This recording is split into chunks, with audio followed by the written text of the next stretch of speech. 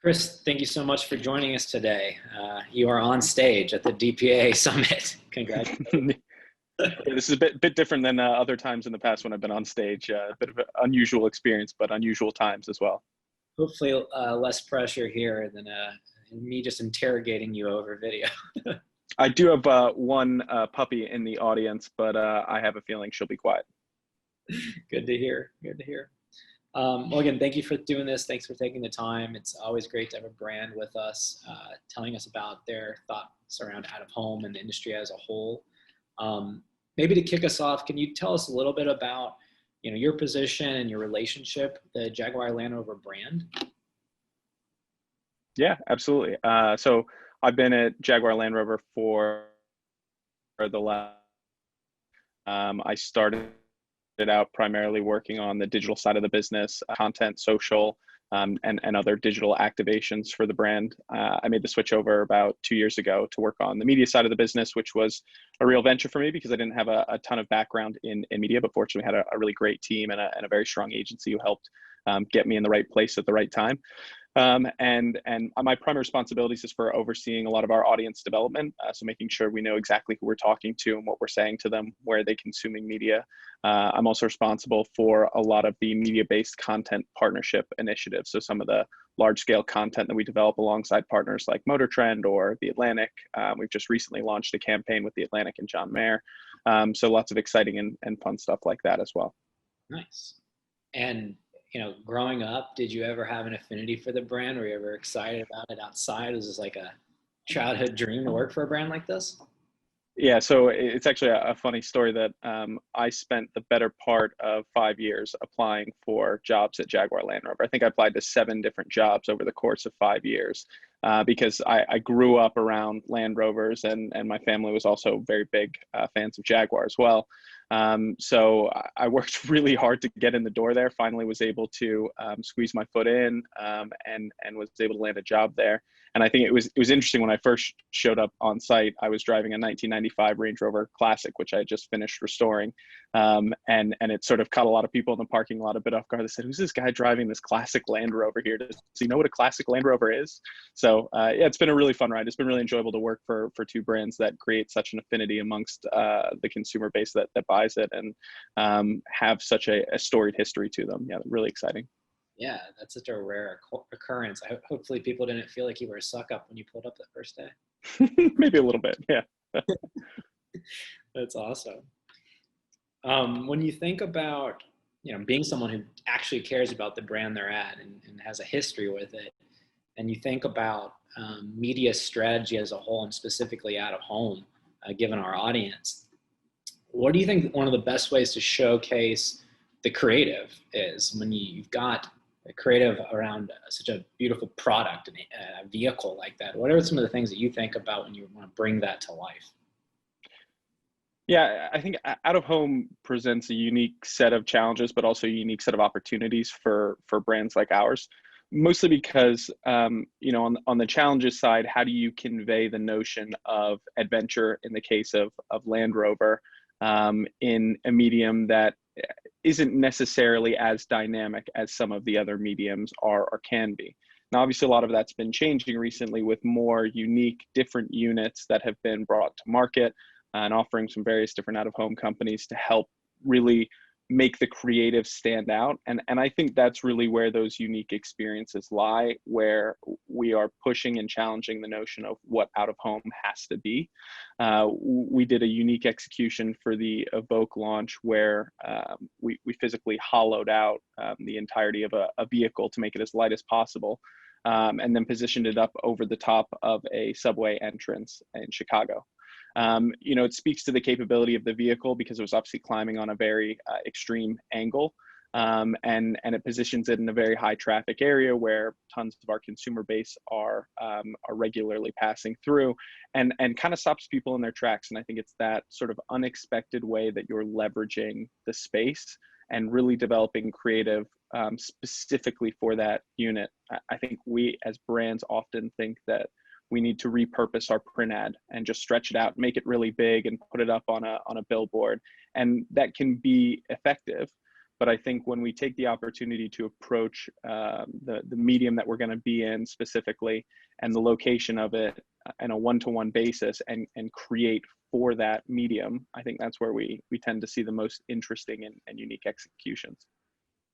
Very helpful. And I'm going to be super biased for myself here and probably for a lot of the folks in the audience. These experiential executions are awesome. They're epic. That one sounds really cool. I'm gonna have to go look it up after this. Obviously, I'm coming from the programmatic out-of-home side. I'm like, that's not programmatic. That sucks, you know. Like, let's maybe not be at that extreme, but let's say how we understand what the expectations are on an execution like that. You know, I'm over here pitching this data-driven, automated, measurable, you know, programmatic out-of-home type of solution, and you're telling me about this very unique experience of hauling out a car. What is the expectation from an execution like that? Is it awareness? Is it about, you know, winning creative awards? What are the things that you think about when you guys are putting money behind those things? Because those are usually things that we're not privy to. So it's interesting to learn more about this. Yeah, I mean, that one specifically was certainly about awareness. That was right at the launch of our campaign. But I think, you know, I may be talking about these sort of one-off and big splashy elements. You know, programmatic is just the distribution method. It doesn't change that you need to ultimately be really thinking hard about where you're putting this messaging and how people will engage with it based on the type of unit that you're buying into. And in some of the digital units that we've done in the past, specifically, we had an activation we did with Volta for iPace. So putting some of our creative within the charging stations and speaking directly to the competitors that we knew would be arriving at those charging stations. You know, taking those pieces into account still applies holistically when we're talking about digital units that are inherently more sort of self-service in that sense. It's still, I guess the importance of the creative is still front and center, and maybe my example is certainly a bit extreme, but illustrates the point of how the creative can really break through. Yeah, it makes a lot of sense. That's helpful. And it's great to hear the work that you guys are doing with partners like Volta that are some of the top vendors in our space. And when we think about what their capabilities are, and we think about the overall concept of, you know, when you look at measurement, it's this large range of opportunity from awareness all the way into, I guess what we're getting closer to now is more purchase intent and actual purchases and tracking kind of these forms of ROI for you as a brand. It's really us as an industry getting closer to what's called the source of truth, or what matters to you in running media. I've been told that you guys work a little bit with Merkle's M1 platform and the data around that. Can you maybe tell us a little bit about that partnership and how you're thinking about that long term and maybe how it applies to out of home? Yeah, so M1 has been a really great tool for us to be able to leverage. We're able to port in our first party data and then surround that with data points and be able to take a really close look at our consumer base, people who have bought our vehicles in the past. And then we're able to develop models based on that to represent a statistically identical consumer based on a number of different data points. So we're able to get a really accurate view of both people who have bought our cars and people who we believe will buy our cars based on a number of criteria. That then gets taken forward from that into the planning stage to really look at what media are they consuming, where are they consuming it, how often are they spending with said media, and what are their passion points. So as it relates to out of home, it's really taking a look at, you know, where do people live and where do they work. And not just the sort of overarching, well, we know a lot of our consumer base is in New York, but really drilling into understanding where in New York specifically are some of those consumers. And I think that can be really important when there is you know, more inventory available, particularly in large cities, you know, whether you want to be down in financial district or you want to be in and around the Times Square area. So we're really using it to figure out which vehicles does out of home connect with the target best on, and what sort of placement should we be looking to execute on specific to location based on that data set. So it's really helpful for us. That's really helpful to hear. And when you kind of look at that location data and the understanding of what it's trying to explain to you, have you guys seen that seasonality plays a big role in the way that you activate media, or what are some of the biggest drivers outside of just geography? Obviously, is really big. It sounds like, and probably it's tied to movement and demographics. Any other big callouts that you guys have learned as an automotive? I mean, seasonality is huge for us as a business because typically automotive is organized around, you know, some big sales event, tentpole moments. We know that people are buying vehicles at a lot of key times, specifically around launches of new vehicles or, you know, the run out of a specific model year where there's usually better discounts. So seasonality is a huge element for us specifically as well. But really, you know, we try to be as audience first as we possibly can, try to really understand and where their passion points are. I think we found that two brands, Jaguar and Land Rover, which are much more like lifestyle rooted than I would say some other brands. And I guess that's maybe a luxury comment overall in that they are, you know, more equal weighting of emotional why buys as much as they are rational why buys. So I think being a part of their passion points and being where they are outside of work as well is hugely helpful. Awesome. One thing that this audience might appreciate as well, you know, a lot of times in out of home over the years, it's been put into its own silo. So you've got, you know, TV dollars with the agency, you've got radio dollars, out of home dollars, digital dollars. And I think one thing that as an audience we should appreciate coming from you is that you do, as you said in your role, you do span over a lot of different elements across the business, from creative to the digital media side, all the way to the out-of-home side. What do you think is some of the perspective that you've gotten because you stretch across so many areas of expertise? What do you think that helps you do maybe from a holistic planning perspective?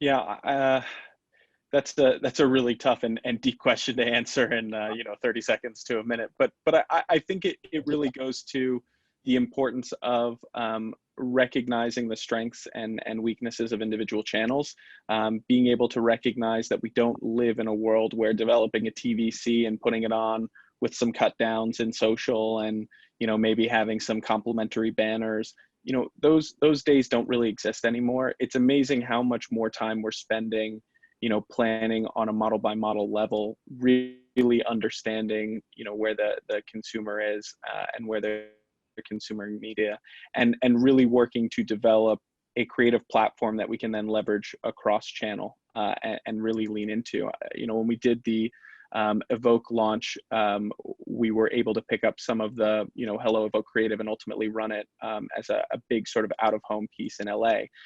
And we worked with some artists in order to create what would be a more visually striking and unique sort of quote unquote mural to the Evoke, effectively acting as our out of home advertising.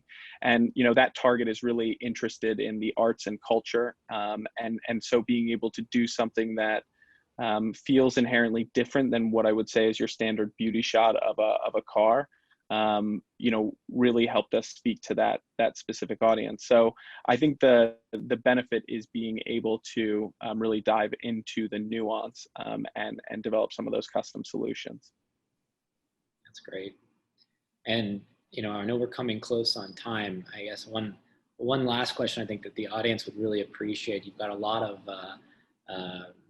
media owners and vendors and sales folks in the audience. How, you know, yeah, I'm sure you don't want everyone emailing you after this presentation and saying, oh, I heard you buy out of home. Like, hey, well, how about us? What is productive for this audience? What is productive? What are some of the things that you'd love to see coming out of home and the vendors in out of home? I'd say, I think one thing is more of a, like I'd call it an etiquette element. You know, we receive tons and tons and tons of mailings from some of our vendors and partners. I think the rise of automated mailing, sort of cold emailing, has really hit hard some of the individuals who do take a more personalized approach, because inevitably I'm now getting 10 to 12 instead of 4 to 5 a day. And when you see just sort of headline after headline of really generic, let me address you as, no name client or insert client name here, it does become really tiring, and you stop really reading all of the messages that you're getting in there. So, I would just make the comment that if anybody is still using some of that robo emailing, I would evaluate its effectiveness and its impact on your business as a whole. But I think, know your strengths and speak to your strengths. I think when we have partners come in that are really confident about their ability to do one thing very, very well, I think it gives us a real sense of that confidence and a better feeling about potentially working with them in that area. Because I think the more we can drive towards doing fewer, bigger, better, and some of these more unique pieces, or at least with unique creative, it doesn't necessarily have to be one size fits all. It can be distributed as such, but it does. We need to remember how to bring some of the uniqueness back into and the creative back into all of these different mediums. Yeah. All right. Note heard. Cutting off my robocaller. Chris, thank you so much for doing this. We really appreciate you taking the time out of your day to kind of guide us through how a brand thinks about out of home and its cross-channel experience for showing ROI to a brand like yourself. So thank you again for doing this. Absolutely. It's been a pleasure. All right. Have a good one. Thank you.